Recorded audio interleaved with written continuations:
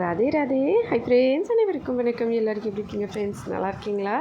காலையில் 4 மணி ஆச்சு. ஆனால் மழை லைட்டாக பேஞ்சிட்டு இருந்தது, அதிகமாக இல்லை. இப்போ வந்து ஒடிஷாவில் மழை சீசனு, எக்ஸ்ட்ராவாக நல்லா ஹெவியாக மழை வரும். இந்த வருஷம் என்னென்னு தெரியல, ரொம்ப கம்மியாகவே இருக்குது மழை. அப்பா எழுந்திரிச்சு கோயிலுக்கு கிளம்பிட்டாங்க. 4 மணி ஆக இன்னும் 10 நிமிஷம் இருக்குது, அதுக்குள்ளேயே கிளம்பிட்டாங்க. அதுக்கப்புறமா நான் பெட்டெல்லாம் எடுத்து வச்சுட்டு அப்பாவை கிளம்புன அப்புறமா கதவெல்லாம் சாத்தி டாப்பால் போட்டுட்டு வந்துட்டேன். அதுக்கப்புறமா வந்து பசங்களை எழுப்பினேன். பசங்க நல்லா தூங்கிட்டு இருந்தாங்க. நேற்று வேறு நல்லா சுற்றி டயர்டாகிட்டாங்க. அதனால் சரி கொஞ்ச நேரம் தூங்கட்டும், ஒரு 4:30 போல் எழுப்பலாம் அப்படின்னு சொல்லிட்டு நான் வந்து தண்ணி குடிச்சிட்டு அதுக்கப்புறம் யோகா கொஞ்சம் நேரம் பண்ணியிருந்தேன். தண்ணி வந்து நான் நிறைய டைம் வந்து எல்லா வீடியோஸ்லேயும் மென்ஷன் பண்ணுவேன். தண்ணி வந்து எப்போவுமே காலையில் வெறும் வயிற்றில் தண்ணி குடிக்கிறீங்கன்னா ஃபஸ்ட்டு கொஞ்சமாக ஒரு 2 தடவை கொஞ்சம் குடிங்க. அதுக்கப்புறமா வந்து வயிறு ஃபுல்லாக வந்து குடிக்கலாம். குடிச்சிட்டு ஃபுல் அண்ட் ஃபுல் வந்து நீங்கள் வயிறுக்கு எவ்வளோ தண்ணி குடிக்க முடியுமோ அந்தளவுக்கு குடிச்சிங்கன்னா காலையில் வந்து உங்களுக்கு நல்லா ஃப்ரீயாக இருக்கும் வயிறு. அதோட உடம்புல எந்த பிரச்சனையும் இருக்காமல் நல்லா ஹெல்த்தியாக இருப்பீங்க. இப்போ வந்து குழந்தைங்கள நான் எழுப்பிடுறேன். அதுக்கப்புறம் கொஞ்ச நேரம் யோகா பண்ணிக்கிறேன். யோகா பண்ணிவிட்டு அதுக்கப்புறமா நான் பசங்களை எழுப்பி அவங்களுக்கு சாப்பாடு கொடுத்துட்டு அவங்கள வந்து இன்றைக்கி ஸ்கூல் இருக்குது. இன்றைக்கி சனிக்கிழமைனால அவங்கள ஸ்கூலுக்கு அனுப்பிட்டு அதுக்கப்புறமா வந்து நான் போயிட்டு குளிச்சுப்பேன். துணியெல்லாம் துவைச்சி போட்டுட்டு தினமும் யூஸ் பண்ணுற துணியை தினமும் வந்து துவைச்சி போட்டுட்டு அதுக்கப்புறமா என்னோடய வேலையெல்லாம் முடிச்சுட்டு நான் குளிச்சுட்டு வந்துடுவேன். நைட்லேயே வந்து பாத்திரத்தை கழுவி வச்சிடுறதுனால காலையில் வந்து பாத்திர கழுவு வேலை இருக்காது. இப்போ குழந்தைங்களுக்கு கொடுக்குற அந்த ஃபுட்லேருந்து சாப்பிட்ற அந்த சின்ன பாத்திரம் மட்டும் 2-3 கழுவி வச்சுருவேன். இப்போ வந்து இந்த ஹெல்த் மிக்ஸ் பவுடரை எப்படி ரெடி பண்ணுறதுன்னு சொல்லி பார்க்கலாங்க. நிறைய பேர் வந்து இந்த ஹெல்த் மிக்ஸை எப்படி செய்கிறதுன்னு சொல்லி கேட்டிருந்தாங்க. ஆல்ரெடி நான் ஓல்டு வீடியோஸில் நிறைய டைம் வந்து மென்ஷன் பண்ணியிருப்பேன். 7 இயர்ஸ்லேருந்து இந்த ஹெல்த் மிக்ஸ் பவுடரை நான் நிறைய வீடியோஸில் சொல்லுவேன். ஏன்னா இது உடம்புக்கு ரொம்ப நல்லது. சின்ன குழந்தைங்கள்லேருந்து பெரியவங்க வரைக்கும் எல்லாருமே சாப்பிட்லாம். இப்போ நான் அரைச்சி கொண்டு வந்து அந்த மிக்ஸில் பெரிய பக்கெட்லேருந்து தேவையான அளவுக்கு இந்த சின்ன டப்பாவை வச்சுட்டு அதை நல்லா டைட்டாக மூடி வச்சுட்டு இப்போ இந்த டப்பாவில் இருக்கிற மாவை ஒரு 1.5 ஸ்பூன் போல் போடுறேன். எங்கள் சின்ன பையனுக்கு தேவையான அளவுக்கு சேர்க்கலாம். அவனுக்கு வந்து ஒரு 2 ஸ்பூன் போட்டு கொடுத்தா கரெக்டாக இருக்கும். 6.5 வயசு ஆகுது. இது வந்து என்னென்னா வயிறு நல்லா ஃபுல்லாக இருக்கும். அதோட வயிறு வந்து நல்லா சில்லுன்னு இருக்கும். குழந்தைங்களுக்கு நல்லா வந்து ஃபில்லிங்காக இருக்கும். ரொம்ப நேரத்துக்கு வந்து பசியும் எடுக்காது. அவ்வளோ வந்து தண்ணி தாகம் எடுத்துகிட்டே இருக்கும். அப்போ தண்ணி வந்து அடிக்கடிக்கு குடிக்க என்ன ஆகுனா குழந்தைங்க அவங்களுக்கு தேவையான அளவுக்கு தண்ணி நிறைய குடிச்சிருவாங்க. அந்த மாதிரி ஒரு ஹெல்தியான ஒரு ஃபுட்டு இது. இந்த மிக்ஸை எப்படி ரெடி பண்ணுறதுன்னு நேற்று விலாகில் நான் பண்ணியிருப்பேன். நேற்று விலாகில் இல்லை நேற்று விலாகில் பண்ணியிருந்தேன். அதுக்கப்புறமா வந்து நேற்று அரைச்சி கொண்டு வந்து வீட்டில் வச்சுருந்தேன். இன்றைக்கி தான் வந்து காலையில் இதை ரெடி பண்ணி பசங்களுக்கு சரி சாப்பிட கொடுக்கலான்னு சொல்லிட்டு ரெடி பண்ணியிருந்தேன். இப்போ இதை இந்த மாதிரி எடுத்து ஃபுல்லாக வந்து இப்படி மிக்ஸ் பண்ணிக்கணும். மிக்ஸ் பண்ணிவிட்டு பால் சேர்த்துட்டு நான் மிக்ஸ் பண்ணுறேன். அரைக்கும் போது பார்த்துருப்பீங்க கல்கண்டு சேர்த்து தான் அரைச்சி கொடுத்துருந்தேன். அதனால் இதில் பாலை மட்டும் ஊற்றி இப்படி கலக்குங்க, அவ்வளோதான். வேறு எதுவுமே பண்ண தேவையில்லைங்க. இப்போ ஒரு 2.5 ஸ்பூன் அளவுக்கு இந்த பவுடர் எடுத்திருக்கேன் அப்படின்னா இதில் எவ்வளோ வந்து கொஞ்சம் எக்ஸ்ட்ராவாக வந்து பால் ஊற்றிக்கணும். ஒருவேளை நீங்கள் குழந்தைக்கு பால் கொடுத்து பழக்கம் இல்லை அப்படின்னா தண்ணி சேர்த்துக்கோங்க. 1 ஸ்பூன் அளவுக்கு பால் பவுடர் சேருங்க. இப்போ 2.5 ஸ்பூன் அளவுக்கு பவுடர் சேர்க்குறீங்க அப்படின்னா இதில் 1 ஸ்பூன் அளவுக்கு பால் பவுடர் சேர்த்து தண்ணி வந்து ஊற்றி நல்லா மிக்ஸ் பண்ணிடுங்க. இனிப்புக்கு வந்து கல்கண்டு ஆல்ரெடி நம்ம ஆட் பண்ணி அரைச்சிருக்கோம். ஒருவேளை நீங்கள் கல்கண்டு வந்து ஆட் பண்ணி அரைக்கலை அப்படின்ற பட்சத்தில் பனங்கற்கண்டோ இல்லை நாட்டு சர்க்கரையோ ஏதாவது யூஸ் பண்ண நினைக்கிறீங்க அப்படின்னா இந்த இடத்துல பவுடரோட சர்க்கரை சேர்த்துட்டு நீங்கள் சேர்த்த அந்த மிக்சிங்கோ இல்லை எது பனங்கற்கண்டோ இல்லை எதுவாக இருந்தாலும் சரி உங்கள் விருப்பம் போல் அதை வந்து இனிப்புக்கு ஏற்ற மாதிரி ஆட் பண்ணி பவுடர் ஆட் பண்ணிக்கலாம். அந்த மாதிரி கலந்து குழந்தைங்களுக்கு கொடுத்துட்டேன். அவங்க வந்து ஃபுல்லாக சாப்பிட்டுட்டு ஸ்கூலுக்கு வந்து கிளம்பிட்டாங்க. நான் வந்து குழந்தைங்களுக்கு தலையில் எண்ணெய் வச்சு குளிக்க சொன்னேன். மழை வந்துட்டுருக்கனால நான் ஸ்கூல்லேருந்து வந்து அப்புறம் குளிச்சுக்கிறேன்னு சொல்லிட்டாங்க. சரி ஓகேன்னு சொல்லிட்டு பசங்களை ஸ்கூலுக்கு அனுப்பிட்டு காலையில் குளிச்சுட்டு ரெடி ஆகிட்டு வந்துட்டேன். இப்போ வந்து சாமி பூஜை பண்ண போகிறேன். பசங்களுக்கு வந்து இன்றைக்கி சனிக்கிழமைனால 7 to 10 ஸ்கூலு. அதனால் ஈவினிங் மட்டும் தான் டியூஷனு. பூவெல்லாம் பறித்து கொண்டு வந்து வச்சுருக்கேன். தண்ணியும் பாத்திரம் எல்லாம் கழுவிட்டு தண்ணியும் எடுத்துகிட்டு வந்து வச்சுட்டேன். பூவும் பறிச்சுட்டு வந்துட்டேன். இப்போ சாமிக்கு பூஜை பண்ணிடுறேன். பூஜை பண்ணி முடிச்சுட்டு அப்புறமா இந்த மாதிரி வீட்டில் சாமிக்கு பூஜை பண்ணும்போது வீட்டில் இருக்கிற வண்டி, சைக்கிள், அப்புறம் அம்மி, அடுப்பு இந்த மாதிரி எல்லா இடத்துக்கும் பூஜை பண்ணணும். எல்லா பொருட்களுக்கும் பூஜை பண்ணி சாமிக்கும் பூஜை பண்ணணும். அந்த மாதிரி எல்லா பக்கமும் பண்ணிட்டேன். இப்போ பகவத்கீதை படிச்சுட்டு வந்துடுறேன். பகவத்கீதை வந்து நான் தமிழில் வாங்கி படிச்சுட்ருக்கேன். உங்களுக்கும் படிக்கணும்னு தோணுதுன்னா கண்டிப்பாக வந்து வாங்கி படிங்க. ரொம்ப ரொம்ப நல்லது. டைம் கிடைக்கும் போதெல்லாம் குளிச்சுட்டு நல்லா கொஞ்ச நேரம் படிங்க. ரொம்ப ரொம்ப நல்லது. கரண்ட் இல்லை, அதனால் வெறும் எமர்ஜென்சி லைட் மட்டும் எரிஞ்சிட்ருக்கு. நல்லா வெளிச்சம் தெரியுது. படிக்க ஆரம்பித்தப்போ கொஞ்சம் நேரத்துலேயே கரண்ட்டும் வந்துருச்சு. நான் வந்து கொஞ்சம் நேரம் பகவத்கீதை படிச்சுட்டு அதுக்கப்புறமா வந்தேன். வீட்டில் வேறு ஏதாவது வேலை இருந்தால் அதை பார்த்துப்பேன். இப்போ வந்து குளிச்சுட்டு வந்த அப்புறமா துணியெல்லாம் காய வைக்காமல் வச்சுருந்தேன். துணியெல்லாம் எடுத்து காய போட்டுட்டு அதுக்கப்புறமா சாப்பிட ஏதாவது செய்யலான்னு பார்த்தேன். சரி ஏதாவது ஃப்ரூட்ஸ் மாதிரி சாப்பிட்டுக்கலான்னு சொல்லிட்டு கொய்யாக்காய் இருந்தது. பையன் மார்க்கெட் போயிட்டு வாங்கிட்டு வந்திருந்தான். பக்கத்துலேயே ஒரு பஜார் மாதிரி இருக்கும். அங்கே போயிட்டு பெரிய சைக்கிள் எடுத்துகிட்டு போய் வாங்கிட்டு வந்தான். ஆனால் இது வந்து நல்லா இல்லை. இங்கே வீட்டு பக்கத்தில் வந்து ஒருத்தவங்க வச்சுருக்காங்க. அவங்க வந்து 1 கிலோ 30 ரூபான்னு சொல்லி கொடுப்பாங்க. ரொம்ப நல்லாயிருக்கும், டேஸ்ட்டாக இருக்கும். இது வந்து கடையில் அவங்க வீட்டில் அங்கே காலி ஆகிடுச்சுனால கடையில் வாங்கிட்டு வந்தான். கொஞ்சம் வந்து ஒரு மாதிரியாக டேஸ்ட் வந்து நல்லா இல்லை. ஆனால் சரி பரவாயில்ல, உடம்புக்கு நல்லதில்லை, அதனால் நான் எடுத்துக்கிட்டேன். ஒரு கொய்யாக்காய் கட் பண்ணிவிட்டு அதில் கொஞ்சமாக உப்பு ஆட் பண்ணி அதை சாப்பிட்டேன். அதுக்கப்புறம் எள்ளுருண்டை நேற்று பிரசாதம் பார்த்துருப்பீங்க நம்ம வீடியோவில். கிருஷ்ண ஜெயந்தி சாமிக்கு பூஜை பண்ணேன் எள்ளுருண்டை. அதுக்கப்புறம் இன்றைக்கும் நிறைய வந்து எள்ளுருண்டைகள் வீட்டுக்கு பூஜை பண்ணி அப்பா கொண்டு வருவாங்க மத்தியானமாக. நேற்று சாயங்காலம் யாரெல்லாம் பூஜை பண்ணாங்களோ அவங்க வந்து பூஜை பண்ணிவிட்டு அடுத்த நாள் வந்து காலையிலையும் கோயிலில் பூஜை பண்ணுவாங்க. அப்போ வந்து நிறைய பிரசாதம் வந்து கொடுப்பாங்க. அப்பாவும் கொண்டு வருவாங்க இன்றைக்கி மதியம். இப்போ காலையில் இருக்கிற எள்ளுருண்டை எல்லாத்தையும் வந்து நான் சாப்பிட்டுட்டேன். பசங்களுக்கும் காலையில் அவங்க வெறும் பவுடர் மட்டும் தான் சாப்பிட்டாங்க. எள்ளுருண்டை சாப்பிட சொன்னால் வந்து சாப்பிட்டுட்டேன்னு சொல்லிட்டாங்க. வீட்டில் இன்னமும் இருக்குது நிறைய. நான் ஒரே ஒரு கொய்யாக்காய் மட்டும் கொஞ்சமாக சாப்பிட்டேன். ஏன்னா அது ஒரு மாதிரியாக டேஸ்ட் இருந்தது. அதனால் தோல் சீவிட்டு நம்ம ஜூஸ் பண்ணிக்கலாம் அப்படின்னு சொல்லி வச்சுட்டேன். அதுக்கப்புறமா பசங்க வந்து கொஞ்சம் ஸ்கூலில் மீட்டிங் இருக்குதுன்னு சொல்லி வந்து கூப்பிட்டாங்க. சரின்னு ஸ்கூலுக்கு போனேன். இங்கே இது இப்படி தான் இருக்கும். ஸ்கூல் எதிரிலே பக்கத்துலேயே வந்து ஒரு பெரிய குளம் இருக்குது. அது சைட்லலாம் நிறைய செடியெல்லாம் இருக்கும். இங்கே வந்து இப்படி ஸ்கூலுக்கு உள்ளே போனவுடனே பசங்கள்லாம் நிறைய பேர் வரலை.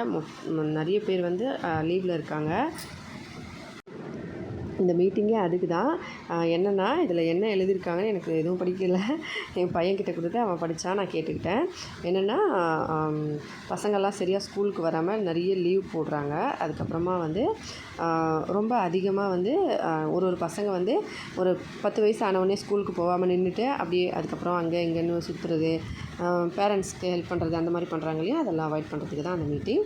அதுக்கப்புறம் வீட்டுக்கு வந்து கொண்டக்கடலை கொஞ்சம் ஊற போட்டேன். அதுக்கப்புறம் சாதம் ஒரு பக்கம் வச்சுக்கிட்டேன் கேஸில். அதுக்கப்புறம் பருப்பு கிள்ளு மிளகாய் சாம்பார் ஒரு பக்கம். அதில் வந்து ஒரு 3 உருளைக்கிழங்கு போட்டு வேக வச்சு எடுத்து வச்சுக்கிறேன். உருளைக்கிழங்கு வேறு ஏதாவது சைட் டிஷ் பண்ணால் யூஸ் ஆகுனால. அதுக்கப்புறம் அடுப்பில் வந்து சாதம் செஞ்சுருப்பேன். ஆனால் நல்ல மழையாக இருந்தது. மழையில் வந்து இங்கேருந்து வீட்டில் இருந்து வெளியில் அடுப்புக்கு போனோன்னா அந்த வழியில் வந்து மழை தண்ணி வந்து நிறைய பட்டுக்கிட்டே இருக்கும். அதனால் ஃபுல்லாக வந்து ஈரமாக இருக்கும். காலையில் பெருக்கவும் இல்லை, அவ்வளோ மழை காலையிலேருந்து வந்துக்கிட்டே இருக்குது. இங்கே வெளிப்பக்கம் வந்து பெருக்கலை, வீட்டு முன்னாடி மட்டும் தான் பெருக்கினேன். அதுக்கப்புறம் அடுப்பாண்டியும் ஃபுல்லாக தண்ணியாக இருக்குது. அதனால் சாப்பாடு இங்கே செய்ய முடியாது. அதனால் கேஸ்லேயே செஞ்சுக்கிட்டேன்.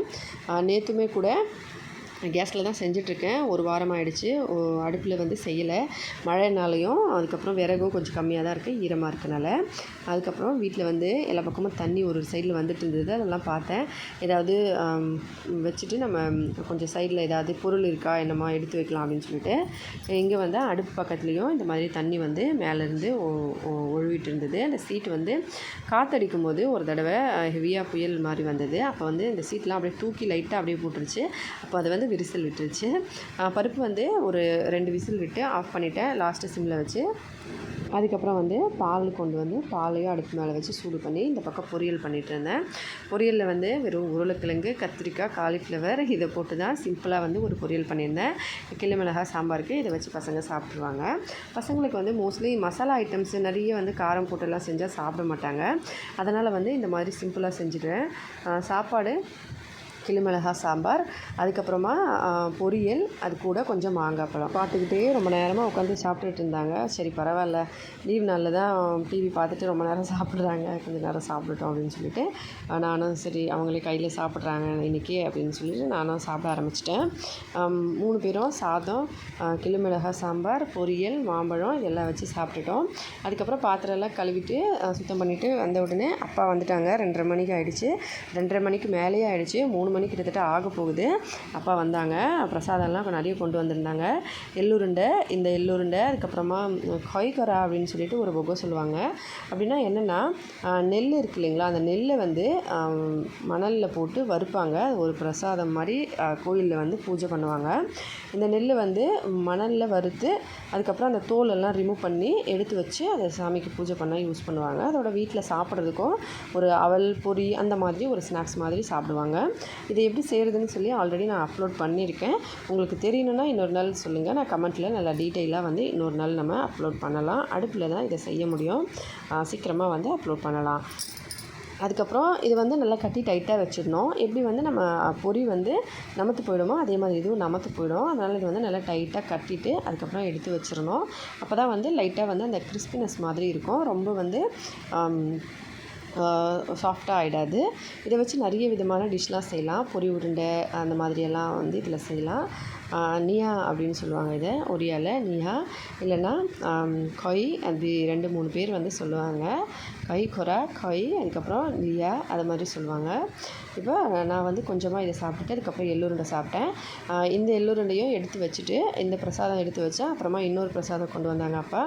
இந்த பிரசாதமும் அதே தான். அவல், கொய் கொரா, அதுக்கப்புறமா இதோட கூடவே வந்து இந்த எள்ளுருண்டை இன்னும் இதுக்குள்ளே நிறைய இருக்குது.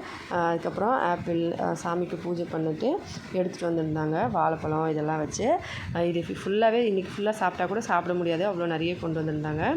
இது வந்து எங்களுக்கு மட்டும் இவ்வளோ கொடுத்துருக்காங்க. இன்னும் அந்த பக்கம் வீட்டில், அதுக்கப்புறம் இன்னொரு எங்கள் மாமனாரோட அண்ணா தம்பி அவங்க வீட்டுக்கெல்லாம் இந்த அளவுக்கு கொடுத்துருப்பாங்க. இதை விட அதிகமாகவே கொடுப்பாங்க. அதுக்கப்புறம் எங்களுக்கும் இந்த அளவுக்கு கொடுத்துருந்தாங்க. பிரசாதம் நாளில் பூஜை நாட்கள்னால் இந்த மாதிரி நிறைய பிரசாதம் கொண்டு வந்துடுவாங்க அப்பா. அதுக்கப்புறம் இதுலேயும் கொய்யாக்காய் எல்லாம் இருந்தது. இதெல்லாம் எடுத்துகிட்டு பசங்களுக்கு வந்து கொஞ்சமாக எள்ளுருண்டை சாப்பிட்டு சொன்னாங்க. எள்ளுருண்டை சாப்பிட்டாங்க. மீதி பிரசாதத்தை அப்படியே ஃப்ரிட்ஜில் வச்சுருக்கேன். இன்றைக்கி ஃபுல்லாக வந்து சாப்பிட்டாலும் சாப்பிட்டு முடிக்க முடியாது, அவ்வளோ இருக்குது. சாப்பிட்டு மீதியான மறுபடியும் ஃப்ரிட்ஜில் வச்சுட்டு நாளைக்கு கூட சாப்பிட்லாம். ஏன்னா நாளைக்கு வந்து சங்கராந்தினா என்னன்னு சொல்லி நாளைக்கு விலாகில் கண்டிப்பாக சொல்கிறேன். அதுக்கப்புறமா இந்த பக்கம் வந்து சாயங்காலம் ஆகிடுச்சு. பாத்திரம் எல்லாம் கழுவிட்டு எல்லாத்தையும் எடுத்து வச்சுட்டு ஒரு 5 மணி போல் ஆன உடனே கொய்யாக்காய் ஜூஸ் பண்ணிவிட்டேன். காலையில் கட் பண்ணது வந்து அந்த டேஸ்ட்டு தோல் வந்து ரிமூவ் பண்ணிவிட்டு பண்ணேன். ஏன்னா அந்த தோல் தான் வந்து நல்லா இல்லாமல் இருந்தது. தோல் வந்து ரிமூவ் பண்ணிவிட்டு வெறும் கொய்யாக்காயில் கொஞ்சம் ஐஸ் க்யூப்ஸ் போட்டு அரைச்சி அதில் வந்து கொஞ்சமாக சர்க்கரை ஆட் பண்ணிவிட்டு ஒரு சிட்டிகை சால்ட் ஆட் பண்ணி இதை வந்து நல்லா அரைச்சிக்கிட்டேன். இப்போ வந்து இதில் ஐஸ் வாட்டர் ஆட் பண்ணி நல்லா வந்து மிக்ஸ் பண்ணி இதை வந்து எடுத்து வச்சிடுறேன். இவ்வளோ அளவுக்கு வந்து எடுத்து வச்சுருந்தேன். இது வந்து அப்பாவுக்கும் பசங்களுக்கும் கொடுத்தேன், நானும் கொஞ்சம் குடித்தேன். அதுக்கப்புறமா வந்து குக்கரில் வச்சுருந்த கொண்டக்கடலையை சின்னதாக ஒரு தாளிப்பு மாதிரி போட்டுட்டேன்.